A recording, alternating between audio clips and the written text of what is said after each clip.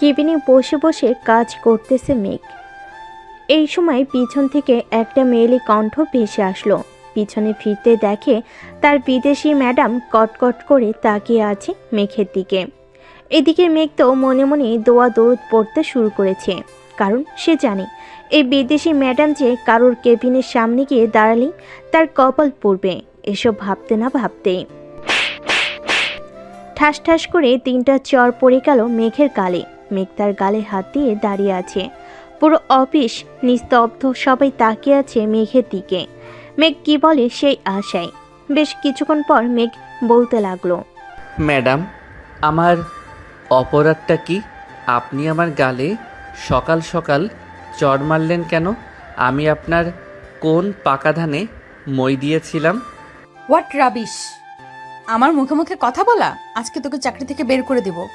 একটা কাজ দিলে ঠিকমতো করতে পারিস না। ম্যাম, তাই বলে সকাল সকাল আমার গালে চড় মেরে এই কথাটা বলতে হবে নাকি আপনার? এখন যদি আমি আপনার কিছু একটা করে ফেলি, তখন কি করবেন আপনি? মায়া তোতলাতে বলতে লাগলো। মানে আপনি কি করবেন? মেঘ একটানে তার ম্যাডামের হাত দুটো বুকের সাথে চেপে ধরে মায়ের ঠোঁটের সাথে লিপকিস করতে থাকলো। এটা দেখে তো পুরো অফিস থ। মেঘ এসব কি করতেছে? কেউ কিছু বুঝতে পারছে না। পাশের কেবিন থেকে এক আপু বলতে লাগলো, বেশ ভালোই হয়েছে, মেঘ ভাইয়া এবার উচিত একটা কাজ করেছে। এই রাগী বিদেশি ম্যাডামকে মেঘ ভাইয়াই ঠিক করতে পারবে। প্রায় 12 মিনিট লিপকিস করার পর মেঘ মায়াকে ছেড়ে দিয়ে বসে পড়ল চেয়ারে। এদিকে মায়া তো রাগে সাপের মতো ফুসফুস করতেছে। এমন সময় আবারও মেঘের গালে চর পড়ে গেল 3টা। চর দিয়ে মায়া আর ওইখানে থাকলো না, সোজা চলে গেল তার কেবিনে। ঠাস করে দরজাটা লাগিয়ে দিয়ে বিড়বিড় করতেছে আর বলতেছে, সামান্য একটা কর্মচারী, সেই কিনা আমার ঠোঁটের সাথে ঠোঁট লাগিয়ে লিপকিস করেছে। থু, আজকে তো এই ছেলেকে অফিস থেকে বের করেই ছাড়বো। এই বলেই মায়া ডাকতে লাগলো পিয়নকে। রহিম চাচা, রহিম চাচা, এক্ষুনি আমার কেবিনে আসেন। রহিম চাচা বাইর থেকে দৌড়ে কেবিনের ভিতর চলে আসলো। মায়াকে সবাই ভয় পায় ঠিক, রহিম চাচাও ভয় পায়। রহিম চাচা তুতলাতে বলতে লাগলো, ম্যাডাম, কি হয়েছে বলেন আমাকে, আমি এক্ষুনি এনে দিতেছি। কিছু আনার দরকার নেই, আপনি মিস্টার মেঘকে বলেন যে আমার কেবিনে আসার জন্য। 5 মিনিট সময় দিলাম, 5 মিনিটের মধ্যে যাতে আমার কেবিনে থাকে উনি। ঠিক আছে, আমি এক্ষুনি যাইতেছি ম্যাডাম। রহিম চাচা দৌড়ে চলে গেল মেঘের কাছে। এদিকে মেঘ তো মিটিমিটি করে হাসতেছে আর বলতেছে, অবশেষে আমি কিনা অফিসের ম্যাডামকে লিপকিস করলাম। আল্লাহ ভালো জানে আজকে আমার কপালে কি আছে। এসব ভাবতেছে মেঘ। এমন সময় রহিম চাচা এসে মেঘকে উদ্দেশ্য করে বলতে লাগলো, মেঘ, তুমি কি এমন করেছো যে ম্যাডাম এত রেগে আছে? তাড়াতাড়ি যাও ওনার কেবিনে, 5 মিনিট সময় দিয়েছে, না গেলে পরে অফিসে আগুন ধরে যাবে। তুমি তো জানো বিদেশি ম্যাডাম কেমন। চাচা, আপনি যান, আমি এখনই যাইতেছি ম্যাডামের কেবিনে। এই বলে মেঘ ফাইলগুলো নিয়ে চলে গেল মায়ার কেবিনে। দরজার বাহিরে দাঁড়িয়ে মেঘ বলতে লাগলো, may I come in ma'am? Yes, come in. মেঘ কেবিনের ভিতরে ঢুকতেই মায়া তার কেবিন থেকে একটা কলম নিয়ে মেঘের দিকে ছুঁড়ে মারল। মেঘ সাথে সাথেই কলমটা ধরে ফেলল আর মুচকি হাসল। Idiot, rubbish! এই নেন কাগজ, আপনাকে এই অফিস থেকে বের করে দেওয়া হলো। আপনি আর এই অফিসে চাকরি করতে পারবেন না। আপনার বেতন আর কাগজ। কি হলো, পাগলের মতো হাসতেছেন কেন? আপনি হয়তো এই অফিসে জয়েন করেছেন মাত্র 3 দিন হয়েছে। নিয়ম শৃঙ্খলা আপনি কিছুই জানেন না। আপনার চেয়ারের পাশে দেখেন বড় বড় করে নিয়ম কানুন লেখা আছে, একবার পড়ে আমাকে শোনান তো। মায়া একটু জোর জোরে পড়তে লাগলো। পড়া শেষ হতেই চিৎকার করে মেঘকে বলতেছে, রাবিশ জাস্ট! এই শৃঙ্খলার জন্য তোকে এই অফিস থেকে বের করতে পারলাম না, তবে উচিত শিক্ষা তো দিতে পারবো একটা। এই বলে মায়া মেঘের একটা হাত ধরে টেবিলের উপর রেখে কলম নিয়ে দিল সজোরে কুতো, কিন্তু কলমের পিন গিয়ে লাগলো মায়ের হাতে। বিদেশি মেয়েদের বুদ্ধি হাঁটুর নিচে থাকে আজকে বুঝলাম। তাড়াতাড়ি ডাক্তারের কাছে যান, না হলে ব্লাড বের হবে আরও বেশি। আর ফাইলগুলো রেখে গেলাম, আজকে কাজ শেষ আমার। এই বলে মেঘ চলে গেল। এইদিকে মায়া চিৎকার করতে করতে তার কেবিন থেকে বের হয়ে গেল নিচে। মায়াকে এইভাবে চিৎকার করতে করতে বের হয়ে যেতে দেখে পাশের কেবিন থেকে মেঘের কলিগ সজল ভাই বলতে লাগলো, ভাই ফাটিয়ে দিয়েছো তুমি, বিদেশি ম্যাডামের জন্য তুমি পারফেক্ট। তা কেবিনের ভেতরে কি হয়েছে একটু বলবে? তাহলে শুনেন কি হয়েছে। মেঘ সবাইকে সব কিছু বলতে লাগলো। বেশ কিছুক্ষণ বলার পর সব কলিগরা হাসাহাসি করতে লাগলো। দুপুর 2টা, সবাই কেবিনে বসে খাবার খাচ্ছে। এদিকে মায়া হাসপাতাল থেকে চলে গেছে তার বাসায়। কলিং বেল দিতেই তার মা শিউলি বেগম এসে দরজা খুলে দিতেই মায়াকে দেখতে পেল। মায়ের হাতে ব্যান্ডেজ দেখে চমকে গিয়ে বলতে লাগলো, তোর হাতে কি হয়েছে? ব্যান্ডেজ করা কেন? আম্মু, আমি আর এই বাংলাদেশে থাকবো না, আমি কালকেই ইউএসএ চলে যাব। ওইখানেই আমার ভালো লাগে। বাংলাদেশে এসেছি 7 দিন হয়েছে, 3 দিন হয়েছে অফিসে গিয়েছি। অফিসের ফাজিল একটা ছেলে আমার সাথে প্রতিনিয়ত বেয়াদবি করে। আজকে তাকে মারতে গেছিলাম, কিন্তু উল্টো আমি মায়া আর কিছু বলতে পারল না, কান্না করতে করতে চলে গেল তার রুমে। এদিকে শরীফ চৌধুরী বুঝতে পারছে এটা কার কাজ, তাই ফোন দিল অফিসে মেঘের কাছে। মেঘ কয়েকবার রিং হতেই মেঘ ফোনটা রিসিভ করে সালাম দিল। আসসালামু আলাইকুম স্যার, হঠাৎ এই সময় ফোন দিলেন যে? মায়া তোমার সাথে কি করেছে?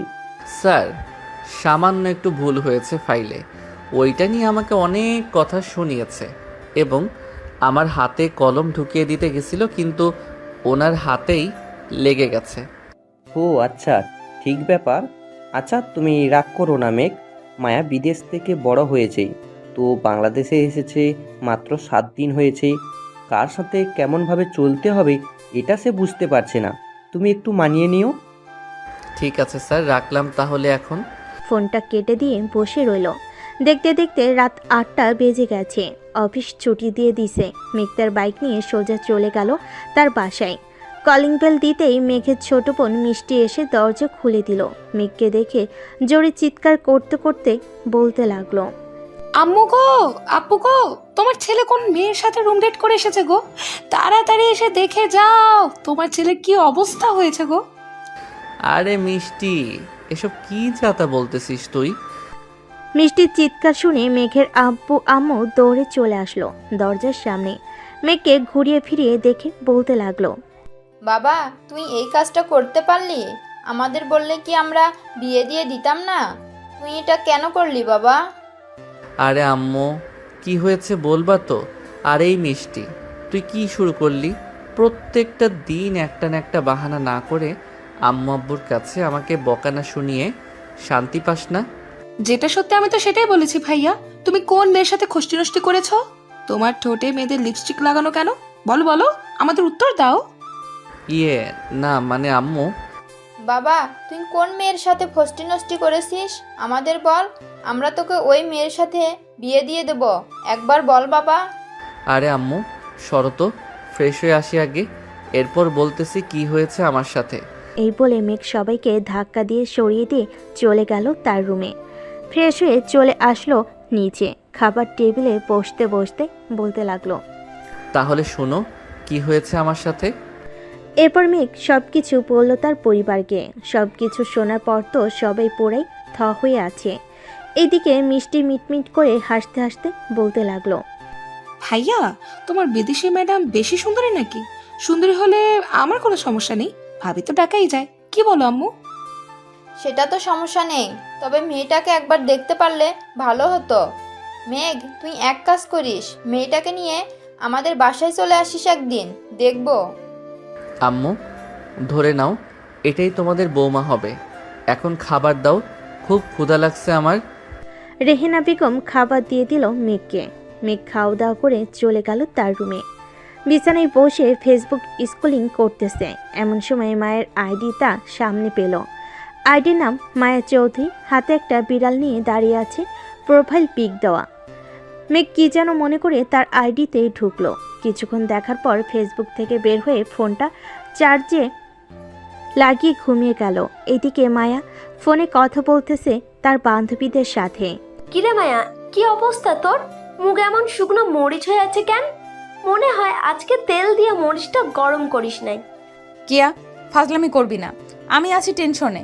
আব্বুর অফিসের একটা দুষ্টু ছেলে আছে, আজকে সে আমাকে। আজকে সে তোকে পরে কি বললো, কি হয়েছে? কিছু না, ঘুমা এখন। আমিও ঘুমাই, কালকে অফিসে যাইতে হবে। এই বলে মায়া ঘুমিয়ে গেল। পরের দিন সকালে মেঘ ঘুম থেকে উঠে ফ্রেশ হয়ে চলে গেল অফিসে। গিয়ে দেখে সবাই কাজ করতেছে। মেঘ তার ডেস্কে বসতেই রহিম চাচা এসে বলতে লাগলো, মেঘ, তোমাকে মায়া ম্যাডাম ডাকতেছে, বলেছে এক্ষুনি যাওয়ার জন্য। এত সকালে আবার কিসের জন্য ডাকতেছে? অফিসে আসতে না আসতেই আবার ডাক পড়লো কেন? আচ্ছা চাচা, আপনি যান, আমি যাইতেছি। রহিম চাচা চলে গেল। এইদিকে মেঘ ব্যাগপত্র রেখে সোজা চলে গেল মায়ের কেবিনে। দরজার বাহিরে দাঁড়িয়ে বলতে লাগলো, may I come in ma'am? Yes, come in. বসেন চেয়ারে, আপনার সাথে কিছু বোঝাপড়া আছে। আমার সাথে বোঝাপড়া ঠিক আছে, শুনি কি বোঝাপড়া করবেন। তবে একটা কথা, নিজের পায়ে আবার নিজেই কুড়াল মাইরেন না, এটা মনে রাখবেন। মায়া কিছু বলল না। একটা ফাইল বের করে মেঘের সামনে দিতে মেঘ ফাইলটা দেখতে লাগলো। ফাইল দেখা শেষ হতেই বলতে লাগলো, কি হয়েছে ম্যাডাম? ফাইল তো সব কিছুই ঠিক আছে, তাহলে এই ফাইলটা আবার দিলেন কেন আমাকে? কালকে এই ফাইলের জন্য তুই আমার ঠোঁটে কিস করেছিস, তাই না? আজকে দেখ আমি কি করি তোর। এই বলে মায়া তার চেয়ার থেকে উঠে চলে আসলো মেঘের সামনে। আস্তে আস্তে শাড়িটা খুলতে লাগলো। এদিকে মেঘ তো ড্যাপ ড্যাপ করে তাকিয়ে আছে মায়ের নাভির দিকে। কি এইভাবে দেখতেছেন? এখন আমার শাড়িটা খুলে ফেলে দিই আর চিৎকার করি, তখন আপনার মান সম্মান কোথায় যাবে ভাবতে পারতেছেন? ওয়েট ওয়েট ম্যাডাম, এত তাড়াহুড়ো করতেছেন কেন? জাস্ট 5 মিনিট ওয়েট করেন, দরজাটা লাগিয়ে দিয়ে আসি, এরপর যা ইচ্ছা তাই করেন, তাতে আমার কোনো যায় আসবে না। তবে একটা কথা, মেঘ তার নিজের ঠোঁট কামড়ে ধরে রেখেছে। এটা দেখে মায়া তাড়াতাড়ি করে তার নিজের শাড়ি ঠিক করে তুতলাতে বলতে লাগলো, এই এমনভাবে তাকিয়ে কি দেখতেছিস? একদম কাছে আসবি না বলে দিলাম। কাছে না আসলে জমবে নাকি ম্যাডাম? আপনি যেহেতু চিৎকার করবেন, সেহেতু আপনাকে একটু আদর করে নেই, এরপর না হয় চিৎকার করেন। এই বলে মেঘ চেয়ার থেকে উঠে আস্তে আস্তে করে মায়ের দিকে এগিয়ে যেতে লাগলো। এদিকে মায়া এক পা করে পিছিয়ে যেতে লাগলো আর বলতে লাগলো, এই কাছে আসবি না বলে দিলাম। কাছে আসলে কিন্তু চিৎকার করব। করেন করেন, আমিও দেখতে চাই আপনি কত জোরে চিৎকার করতে পারেন, আপনার দম কতটুকু আছে। এই বলে মেঘ মায়াকে দেওয়ালের সাথে চেপে ধরে তার ঠোঁট জোড়া এক করে দিল। আস্তে আস্তে মেঘ মায়ের কোমরে হাত দিয়ে স্লাইড করতে লাগলো। আর লিপকিস তো আছেই। প্রায় 15 মিনিট লিপকিস করার পর মেঘ মায়াকে ছেড়ে দিল। এইদিকে মায়া হাঁপাতে বলতে লাগলো, এই বদমাইশ ছেলে, তুই কালকেও আমাকে লিপ কিস করেছিস, আজকেও আমাকে লিপ কিস করেছিস। আমি কি তোর বউ নাকি যে যখন তখন লিপ কিস করবি? বউ তো না, তবে অফিসের কড়া বস, এর জন্য তো আপনার ঠোঁটের স্বাদ বারবার নিতেছি। এখন তো কোনো কাজ নেই, আমি গেলাম। আবার যদি কিস খাওয়ার ইচ্ছা হয় আবার ডাক দিয়েন, চলে আসবো। বাই। বলে মেঘ চলে গেল কেবিনের বাহিরে। এদিকে মায়া তার চেয়ারে বসে পড়ল আর ভাবতে লাগলো, এই ছেলেটা যখনই কিস করে তখনই আমি নিজেকে সামলে নিতে পারি না কেন? হায় আল্লাহ, আমার কি হয়েছে? এসব যতই ভাবতেছে মায়া ততই তার মনের ভিতর অন্যরকম কিছু কাজ করতেছে। অন্যদিকে মেঘ তার কেবিনে গিয়ে বসতেই রাহুল এসে বলতে লাগলো, কি মিস্টার পারফেক্ট বয়, ম্যাডামের কেবিনে কি চলে এতক্ষণ? আবার দেখি ঠোঁটের মধ্যে লিপস্টিক লাগানো, তোমার লিপ কিস করেছো নাকি ম্যাডামকে? লিপকিস না করলে কি আর ঠোঁটের মধ্যে লিপস্টিক লেগে থাকতো? চালিয়ে যাও, তোমার সাথে বিদেশি ম্যাডামের বেশ ভালো মিলবে। এই বলে রাহুল চলে গেল। এইদিকে মেঘ মুচকি হেসে কাজ করতে লাগলো। দুপুরে কাজ শেষ হতেই আবারও মায়ের ডাক আসলো। মেঘ মায়ের কেবিনে বসে আছে। এমন সময় মায়া বলতে লাগলো, মেঘ, দেখুন মিস্টার, আপনি যে আমার সাথে এমন করতেছেন, এইসব যাতে বাইরে কেউ না জানে। তার মানে আপনি চাইতেছেন এখন আবার আপনার ঠোঁটে কিস করি, তাই না? ওয়েট, রেডি হন। এই আপনার সমস্যা কি? ডেকেছি কাজের জন্য, আপনি শুধু বারবার কিসের কথা বলেন কেন? চুপচাপ দেখেন এই কাজটা। মেঘ তার গালে হাত দিয়ে কাজটা দেখতে লাগলো। কাজটা দেখা শেষ হতেই মায়া আবার বলতে শুরু করলো। এই প্রজেক্টের কাজটা আপনি আমাকে কালকে জমা দিবেন। কিভাবে দিবেন, কিভাবে কি করবেন আমি কিচ্ছু জানি না। কী সব বলতেছেন আপনি? এত বড় প্রজেক্টের কাজ আমি একা, তাও আবার কালকের মধ্যে করব কি করে? এত বড় কাজ পুরো অফিসের কর্মচারীরা মিলেও যদি করে তাহলেও 2 দিন লাগবে, আর সেইখানে আপনি আমাকে বলতেছেন কালকে জমা দিতে। আমি যেটা বলেছি এটাই ফাইনাল। এখন আপনি কিভাবে করবেন কিভাবে করবেন না এটা আমার দেখার বিষয় না। করে দিতে পারি, তার আগে আমার কিছু লাগবে। দিতে পারবেন তো? কি লাগবে বলেন, আমি এক্ষুনি দিয়ে আসতেছি। কি লাগবে বলেন, আমি এক্ষুনি দিয়ে দিতেছি। আপনার ওই ঠোঁটের স্পর্শ আবার লাগবে। না। মেঘ আর কোনো কথা বলতে দিল না মায়াকে, সাথে সাথে তার ঠোঁট জোড়ায় ডুবিয়ে দিল মায়ের ঠোঁটে। বেশ কিছুক্ষণ যাওয়ার পর মেঘ মায়াকে ছেড়ে দিয়ে মিষ্টি হেসে চলে গেল ওইখান থেকে। এই ছেলেটা আমাকে পেয়েছে কি যখন তখন লিপ কিস করে, আর আমিও কি পাগল তাকে একবারও আটকালাম না? কি হচ্ছে আমার সাথে এসব? এসব চেয়ারে বসে ভাবতেছে মায়া। এইদিকে মেঘ তার কেবিনে এসে ফাইলটার কাজ করতে লাগলো।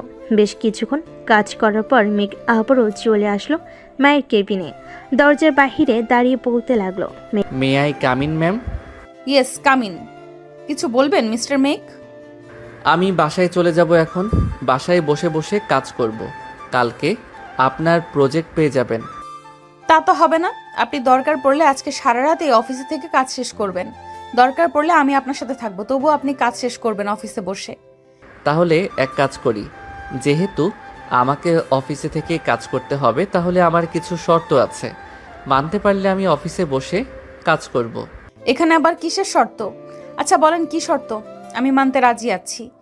আমাদের কোলে বসে থাকতে হবে আপনাকে যতক্ষণ পর্যন্ত কাজ না শেষ হবে।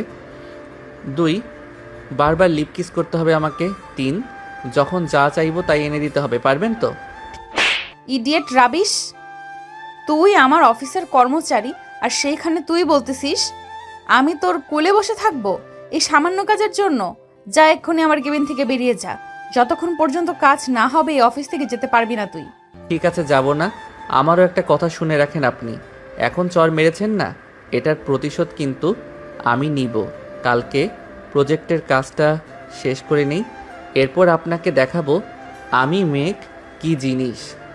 যা যা, তোর মতো কত মেঘকে পানিতে চুবিয়ে তার পানি দিয়ে আমার পা পরিষ্কার করেছি। মেঘ আর কিছু না বলে চলে গেল। তার কেবিনে বসে কাজ করতে লাগলো। কাজ করতে করতে দুপুর গড়িয়ে সন্ধ্যা হয়ে গেছে। সবে সবার কাজ শেষ করে বাড়িতে যাইতেছে। এমন সময় রাহুল বলতে লাগলো, মেঘ আজকে বাড়িতে যাবে না নাকি?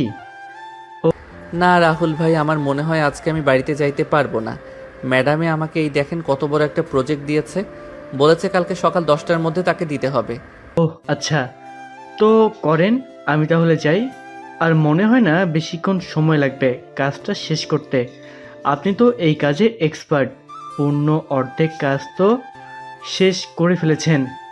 দেখা যাক কয়টায় শেষ হয় কাজ। রাহুল চলে যেতে মেঘ আবারও কাজে মনোযোগ দিল। এদিকে মায়া বসে আছে তার কেবিনে। মায়ের চোখের সামনে মেঘের কেবিন, তাই তার কেবিন থেকে সবকিছু দেখতে পারে মেঘ কি করে না করে। ছেলেটাকে চর মারা ঠিক হয় নাই। যাই গিয়ে জিজ্ঞেস করে আসি কিছু খাবে কিনা, রাত তো হয়ে গেছে। এ বলে মায়া উঠে চলে গেল মেঘ তার কেবিনের সামনে। এইদিকে মেঘ মায়াকে দেখে বলতে লাগলো, কি ব্যাপার ম্যাডাম, আপনি বাসায় যান নাই কেন? বাড়িতে চলে যান। আমি কাজ শেষ করে বাড়িতে চলে যাব, ফাইলটা আপনার কেবিনে রেখে। আমার তো মনে হয় না তুমি সারা রাতে কাজটা শেষ করতে পারবে, তাই ভাবলাম ছেলেটা কিছু খাবে কিনা দিয়ে যাই। আমার লাগলে আমি নিজে খেয়ে নিতে পারবো। নিচে গিয়ে আপনি চলে যান। মায়া আর কিছু না বলে চলে গেল বাসায়। কলিং বেল দিতেই মায়ের মা এসে দরজা খুলে দিল। কি রে মায়া, আজকে এত রাত হলো কেন আসতে? অফিসে কোনো সমস্যা হয়েছে নাকি? না আম্মু, অফিসে কোনো সমস্যা হয় নাই। ওই একটু নতুন প্রজেক্টের কাজ ধরেছি তো, তাই আর কি একটু লেট হয়ে গেছে। কি রে রহিম, আমাকে ফোন দিয়ে বলল তুই নাকি মেঘকে বলেছিস আজকে সারা রাত কাজ করে প্রজেক্টের কাজ শেষ করতে। আম্মু, আমি দেখতে চাইছিলাম আর কি উনি কতটুকু পারদর্শী, আমার অফিসে কাজ করতে পারবে কি পারবে না। তুই এখনও মেঘকে চিনিস না। সে এমন জিনিস হয়তো তুই তার বাইরের রূপটাকে দেখেছিস। তোর রুমে গিয়ে দেখ, কম্পিউটার আছে, অফিসে সিসি ক্যামেরার ফুটেজ দেখা যাচ্ছে। দেখ, এতক্ষণে হয়তো কাজ শেষ করে ফেলেছে। সে আমার অফিসে গত 4 বছর ধরে কাজ করতেছে। আমি তাকে ভালো করেই চিনি। তুমি যেহেতু বলতেছো সে কাজ শেষ করে ফেলেছে, তার কাজে যদি আমি একটুও ভুল পাই তাহলে আমাকে কি দিবে বলো? তুই যেটা চাইবি এটাই দিব। আর যদি কাজে কোনো ভুল না পাস, আমি যা চাইবো তাই হবে। মানা করতে পারবি না কিন্তু। ঠিক আছে, ডান। মায়া আর কিছু না বলে চলে গেল তার রুমে। দরজাটা লাগিয়ে ফ্রেশ হয়ে এসে কম্পিউটারের সামনে দাঁড়াতে দেখতে পেল মেঘ ফাইলটা নিয়ে তার কেবিনে ঢুকতেছে। টেবিলের উপর রেখে সিসি ক্যামেরার সামনে দাঁড়িয়ে বলতে লাগলো, হ্যালো ম্যাডাম, কাজ শেষ। আপনি কালকে এসে দেখে নিয়েন। আর আমি কালকে আসবো না অফিসে। যদি ভুল থাকে তাহলে আপনার আব্বু মানে আমার বসকে বললেন, উনি ঠিক করে দিবে। এই বলে মেঘ মুচকি হাসি দিয়ে চলে গেল ওইখান থেকে। এইদিকে মায়া তো পুরো অবাক, কারণ 120 কোটি টাকার প্রজেক্টের কাজ সে নিমিষেই শেষ করে ফেলেছে। এইসব ভাবতেছে এমন সময় মায়ের আব্বু বলতে লাগলো, কিরে, অবাক হচ্ছিস নাকি? অবাক হওয়ার কথা। চল আমার সাথে নিচে এখন খাবার খাবি। খাবার খাইতে খাইতে তোকে ছোট্ট একটা গল্প বলবো নে। আব্বু চলো। মায়া তার আব্বুর সাথে চলে গেল নিচে। খাবার টেবিলে বসে খাবার খাচ্ছে। এমন সময় মায়ের আব্বু বলতে লাগলো, তোকে আমি বিদেশে পড়ালেখা করিয়েছি, কখনো কষ্ট পেতে দিই নাই। যখন যা চেয়েছিস তখনই তাই দিয়েছি। আর এই মেঘ গত 4 বছরে বিদেশি ক্লায়েন্টদের ধরে ধরে এনে এমনভাবে কাজ করে দিয়েছে যা কিনা আমি কখনো কল্পনা করতে পারি নাই। আমি যা না বুঝেছি সে সব বুঝিয়ে দিয়েছে আমাকে। আজকে যে প্রজেক্টটা কাজ করেছে সেই এনেছে কাজটা। যখনই কোনো ক্লায়েন্ট আসবে সবার আগে আমাকে জানাবে সেই, কারণ যেই থাকুক না কেন আমার চেয়ারে বসে সে কাউকে বিশ্বাস করে না আমাকে ছাড়া। আব্বু, সে তো পারে নিজের একটা অফিস তৈরি করতে, তাহলে সে তৈরি করতেছে না কেন? আমাদের অফিসে কাজ করতেছে কেন? আমি তাকে অফার দিয়েছিলাম, বলেছিলাম যে তুমি আমার কাছ থেকে কিছু টাকা নাও আর ব্যাংক থেকে টাকা উঠিয়ে একটা অফিস তৈরি করো। জানিস আমার এই কথার উত্তর কি দিয়েছে? কি দিয়েছে আব্বু? বলেছে যে তার টাকার লোভ নেই, সামান্য পরিবার চলার মতো টাকা হলেই তার চলবে। আমি সেই দিন অনেক গর্ব করেছিলাম, আর সেই দিন ভেবেছিলাম তোকে যখন দেশে আনবো তখন মেঘের সাথেই তোর বিয়ে দিব। মানে আব্বু, তুমি ফাইনাল সিদ্ধান্ত নিয়ে নিয়েছো যে আমাকে ওই মেঘের সাথে বিয়ে দিবে, তাই না? মেঘের মতো ভালো ছেলে আর অন্য কোথাও পাওয়া যাবে না। এখন যদি তোর অন্য কেউ পছন্দ থাকে তাহলে তুই সিদ্ধান্ত নে কি করবি। তোর যেখানে খুশি মন হবে ওইখানেই বিয়ে দিব তোকে। আচ্ছা আব্বু, আমি ভেবে দেখবো। সবাই খাওয়া দাওয়া করে চলে গেল রুমে। এদিকে মেঘ কাজ শেষ করে বাসে এসে কলিং বেল দিতেই তার মা এসে দরজা খুলে দিল। কি রে মেঘ, আজকে এত দেরি হলো কেন? একটু বড় প্রজেক্টের কাজ করেছিলাম তো আম্মু, তাই একটু দেরি হয়ে গেছে। আমি না মিষ্টিকে ফোন দিয়ে বলে দিয়েছি যে তোমরা ঘুমিয়ে যাইতে, ঘুমাও নাই কেন? তুই কখনো দেখেছিস রাতে তোকে নিজের হাতে না খাইয়ে দিয়ে আমি কখনো ঘুমিয়েছি? আজকে যদি না আসতাম তাহলে কি এইভাবে পায়চারি করতে নাকি? এইভাবেই পাইচারি করতাম। যা ফ্রেশ হয়ে আয়, আমি খাবার রেডি করতেছি। মেঘ তার মাকে জড়িয়ে ধরে কপালে একটা চুমু দিয়ে চলে গেল তার রুমে। সে তার মায়ের স্বভাব ভালো করেই জানে, তাকে না খাইয়ে কখনো ঘুমায় না, তাই সে চলে এসেছে। ফ্রেশ হয়ে চলে গেল নিচে, খাওয়া দাওয়া করে আবারও চলে আসলো রুমে। বিছানায় শুয়ে পড়তেই ঘুম চলে আসলো তার। পরের দিন সকাল 10টা। মায়া এবং তার আব্বু বসে আছে অফিসে। মায়া প্রজেক্টটা খুঁটিয়ে খুঁটিয়ে দেখতেছে, কিন্তু একটা ভুলও পেল না মায়া। এমন সময় রহিম চাচা এসে বলতে লাগলো, স্যার, বিদেশি ক্লায়েন্ট এসেছে, ওনাদেরকে কি কেবিনে নিয়ে আসবো? ওনাদের কেবিনে নিয়ে আসো। রহিম চাচা চলে গেল নিচে। ক্লায়েন্টদেরকে নিয়ে চলে আসলো কেবিনের ভিতর। প্রজেক্টটা দেখে ক্লায়েন্টরা অবাক হয়ে বলতে লাগলো, Miss Maya, I want to meet the person who did the work so beautiful. Sir, this was done by an employee in my office. He is at home now and will not be coming to the office today. Okay, then we will come tomorrow to meet him. And here is your 120 crore টাকা and we will give a reward to the person who did the work. Okay sir, come and get him tomorrow at 10 AM। ক্লায়েন্টরা তাদের project নিয়ে চলে গেল। এদিকে মায়া তো পরে অবাক হয়ে তার বাবার দিকে তাকিয়ে আছে। মায়াকে এইভাবে তাকাতে দেখে তার বাবা বলতে লাগলো, কি বলেছিলাম কালকে রাতে? আজকে মেঘ যদি না থাকতো এই অফিসও মনে হয় না থাকতো। সো তুই একটু ভেবেচিন্তে আমাকে জানাস। এখন তাহলে আমি বাড়িতে যাই। আর একটা কথা, কালকের সন্ধ্যায় একটা পার্টি হবে অফিসে, সবাইকে জানিয়ে দে এবং আজকে দুপুরে লাঞ্চ টাইমে সবাইকে ছুটি দিয়ে দে। ঠিক আছে আব্বু। মায়ের আব্বু চলে গেল। এদিকে মায়া তার ফোনটা বের করে মেঘকে কল দিল। এদিকে মেঘের ফোন বন্ধ, কারণ কালকে তার ফোন চার্জ দিতে মনে নাই, তাই কলও ঢুকতেছে না। এই দেখে মায়া তার আব্বুকে ফোন দিল আবার। আব্বু, মেঘদের বাসার ঠিকানা দিতে পারবে একটু? ওর ফোন বন্ধ, তাই ভাবছিলাম ওদের বাসায় যাব। 32/2 আলামিন টাওয়ার, 120 নম্বর রুম। দেখ সবার অ্যাড্রেস দেওয়া আছে হাজিরা খাতায়। মায়া ফোনটা কেটে দিয়ে হাজিরা খাতা থেকে আবার বাড়ির ঠিকানাটা দেখে নিয়ে গাড়ি নিয়ে চলে গেল আলামিন টাওয়ার 120 নম্বর রুমের সামনে। কলিং বেল দিতে মেঘের ছোট বোন মিষ্টি এসে দরজা খুলে দিল। মায়াকে দেখে বলতে লাগলো, আপু, কাকে চাই আপনার? আচ্ছা, এই বাসায় কি মেঘ নামের কেউ থাকে যে কিনা মায়া গ্রুপ অফ কোম্পানিতে চাকরি করে? থাকে, কিন্তু আপনি কে? আপনাকে তো চিনলাম না। আমি ওই অফিসের মালিক। ওনাকে একটু ডেকে দিবেন, ওনার সাথে কথা আছে। ভেতরে এসে বসেন, আমি ডেকে দিচ্ছি ভাইয়াকে। মায়ের ভিতরে এসে সোফায় বসে পড়ল। এদিকে মিষ্টি রান্নাঘরে গিয়ে তার মায়ের কানে কানে বলতে লাগলো, আম্মু, এটাই তোমার ছেলের বউ, বিদেশি ম্যাডাম। এটাই দেখো না কত স্টাইল করে এসেছে।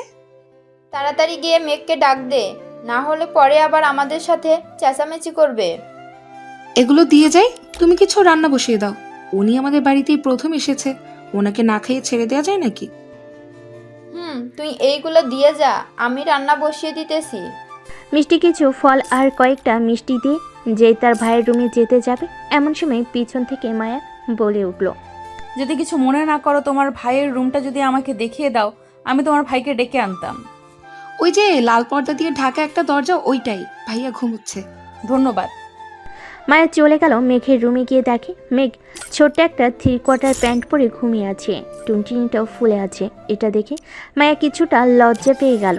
আস্তে আস্তে করে মেঘের কাছে এসে বলতে লাগলো, এই মেঘ, ওঠো, সকাল হয়েছে, ওঠো তাড়াতাড়ি। মিষ্টি, ডিস্টার্ব করতেছিস কেন? ঘুমাতে দে একটু। আজকে অফিস নেই, একটু ঘুমাই শান্তিতে। তোমার ঘুম আমি বের করতেছি, দাঁড়াও। এই বলে মায়া মেঘের ঠোঁটজোড়া কামড়ে ধরে লেবুর মতো চুষতেছে। এমন সময় মেঘ বিছানা থেকে লাফ দিয়ে উঠে বসলো। মায়াকে দেখে অবাক হয়ে বলতে লাগলো, ম্যাডাম, আপনি এখানে কি করেন? ফোন দিয়েছিলাম তোমার ফোনে, ফোন বন্ধ বলেছে, তাই তো তোমার বাসায় চলে এসেছি। তা কিস কেমন লাগছে? আরেকটা দিব নাকি? দরকার নেই আমার কিসের। আপনি তাড়াতাড়ি বাড়ি থেকে চলে যান, আম্মু আব্বু দেখলে সমস্যা হবে। কোনো সমস্যা নেই, তোমার পরিবারের সবাই আমাকে দেখেছে। কাছে আসো, যান, আর একটু চুমু দেই, আর এই টুনটুনিটা একটু ভালোভাবে যত্ন করো। কি আবোল তাবোল বলতেছেন ম্যাডাম? আমাকে কিস করে এখন আবার বলতেছেন আমার টুনটুনিকে ভালো করে আদর যত্ন করতেছে? তো কি বলবো, এটাই যে মেয়েদের ভবিষ্যৎ। এখন কাছে আসো, আর একটু কিস করি। এই বলে মায়া বিছানায় উঠে মেঘকে ধাক্কা দিয়ে ফেলে দিয়ে তার উপরে উঠে মেঘের ঠোঁটজোড়া তার দখল করে নিল। বেশ কিছুক্ষণ এভাবে থাকার পর হঠাৎ কারোর কাশির শব্দে ঘোর কাটলো তাদের। কাশির শব্দ পেয়ে মায়া তাড়াতাড়ি করে মেঘের উপর থেকে উঠে গেল। দরজার দিকে তাকাতে দেখতে পেল মিষ্টি দাঁড়িয়ে মিটমিট করে হাসতেছে। এটা দেখে মায়া তাড়াতাড়ি করে চলে গেল নিচে। এদিকে মিষ্টি তার ভাইয়ের কাছে এসে শরীরের সাথে শরীর ঘষা দিয়ে বলতে লাগলো, কি ভাইয়া, এখন এই অবস্থা বিদেশি ম্যাডামকে দেখে? ভাবছিলাম রোমান্টিক হবে না, কিন্তু এখন তো দেখি তোমার থেকেও বেশি রোমান্টিক বিদেশি ম্যাডাম। ইস, কিসগুলো সেই ছিল, ফোন থাকতে ছবি তুলে রাখতাম। তুই যাবি এখান থেকে নাকি এখন লাত্তি খাবি তুই? যাচ্ছি, সব তো দেখিয়ে ফেলেছি। এখন যদি আমাকে বকা দাও তাহলে আমি সবাইকে বলে দেবো। আর জানোই তো আমার কথা সবাই বিশ্বাস করে। কাউকে বলার দরকার নেই বই। এখন তুই তোর রুমে যা, আর না হয় নিচে গিয়ে মায়া ম্যাডামের সাথে গল্প কর। আমি ফ্রেশ হয়ে আসতেছি। মিষ্টি চলে গেল। এদিকে মেঘ ফ্রেশ হয়ে এসে দেখে মিষ্টি সবার সাথে বসে গল্প করতেছে। মেঘও তাদের সাথে যোগ দিল। দুপুরে খাওয়া দাওয়া করে মায়া মেঘের মায়ের পায়ে ধরে সালাম করে চলে গেল। বাহ মেঘ, মেয়েটা তো অনেক লক্ষ্মী আছে রে। ভাবছিলাম বিদেশে হবে, অনেক দেমাগ থাকবে, কিন্তু কিছুই নেই তার মধ্যে। আম্মু, কিন্তু একটা সমস্যা পোশাকের। এটা সমস্যা নেই, কয়েকদিনের মধ্যে পরিবর্তন হয়ে যাবে। তুই শুধু তার বাবা মাকে বলে দিবি, তাহলেই হবে। ঠিক আছে আম্মু, এখন তোমরা থাকো, আমি গিয়ে ঘুমাই। মেঘ চলে গেল তার রুমে। বিছানায় শুয়ে পড়তে আবারও ঘুমের দেশে পাড়ি জমালো। এদিকে মায়াও চলে গেল। বাসায় রাতের পার্টিতে সবাই এসেছে। মায়ের আব্বুর হাতে মাইক নিয়ে বলতে লাগলো, আমার এই অফিসটা এগিয়ে নিয়ে গেছো তোমরা, তবে বিশেষ করে বেশি এগিয়ে নিয়ে গেছে মেঘ। সে আমার অফিস তৈরির পর থেকেই আমাকে ক্লায়েন্ট আনতে সাহায্য করেছে। মেঘ কালকে অফিসে আসবে, তোমার সাথে বিদেশি ক্লায়েন্টরা কথা বলবে। এই নাও মাইক, সবার উদ্দেশ্যে কিছু বলো। সবাইকে আমার সালাম, আসসালামু আলাইকুম। আমি ছোট থেকে শিখেছি কর্ম করে খেতে হবে। আমার বাবা কখনোই অসৎ কাজ শিখায় নাই। আমি যা শিখেছি তাতে আলহামদুলিল্লাহ। আমি চাইলে কিন্তু নিজের নামে একটা অফিস তৈরি করতে পারতাম, কিন্তু করব না, কারণ আমার এত টাকার দরকার নেই। পরিবার চলার মতো টাকা হলেই এনাফ। মেঘের কথা শুনে সবাই হাততালি দিতে লাগলো। পার্টি শেষে মেঘ চলে গেল বাসায়। কলিং বেল দিতেই তার আম্মু এসে দরজা খুলে দিল। মেঘ সোজা তার রুমে চলে গেল। বিছানায় শুয়ে পড়তে তার ঘুম চলে আসলো। পরদিন সকালে মেঘ অফিসে কাজ করতেছে। এমন সময় বিদেশি ক্লায়েন্টরা আসতে লাগলো। মেঘের সাথে কথা বলে মেঘকে 10 লক্ষ টাকার একটা চেক ধরিয়ে দিয়ে চলে গেল। সবাই খুশি। দেখতে দেখতে 1 মাস কেটে গেল। মেঘ তার রুমে বসে আছে। এমন সময় মিষ্টি এসে বলতে লাগলো, ভাইয়া তোমার অফিসের বস এসেছে, নিচে যেতে বলছে। কি বলিস? এই সময় বস এসেছে? চল তো দেখি গিয়ে। মেঘ আর মিষ্টি চলে গেল নিচে। যে দেখে মায়ের আব্বু বসে আছে, তাকে দেখে মেঘ বলতে লাগলো, স্যার, আপনি হঠাৎ এই সময় আমার বাসায় কোনো সমস্যা হয়েছে নাকি? তেমন কোনো সমস্যা হয় নাই, আমি একটা বিশেষ কারণে এসেছি। বিশেষ কারণটা কি স্যার? মায়ার তো বয়স হয়ে গেছে, আমার একটা মেয়ে, আমি চাই তোমার সাথে বিয়ে দিতে। তুমি যদি রাজি থাকো তাহলে আমি তোমার আব্বু আম্মুর সাথে কথা বলবো। স্যার, আপনার মেয়ে কি আর এই ছোট বাসায় থাকতে পারবে না? আপনি অন্য জায়গায় দেখেন, আশা করি খুব ভালো হবে। উনিও সুখে থাকবে, আপনারাও সুখে থাকবেন। মায়া রাজি আছে এই বাসায় থাকতে। মায়া নিজেই আমাকে পাঠিয়েছে যে তোমার পরিবারের সাথে কথা বলার জন্য। সব তো বুঝলাম, কিন্তু এখন আমি বিয়ে করতে পারবো না। আমার ঘরে একটা বোন আছে, তাকে বিয়ে দিব, এরপর আমি বিয়ে করব। আর ততদিনে আপনার মেয়েকে পাল্টাতে হবে। আমার মেয়েকে পাল্টাতে হবে মানে? বুঝলাম না। আপনার মেয়েকে মানে আপনার মেয়ে যেসব ড্রেস পরে এসব পাল্টাতে হবে।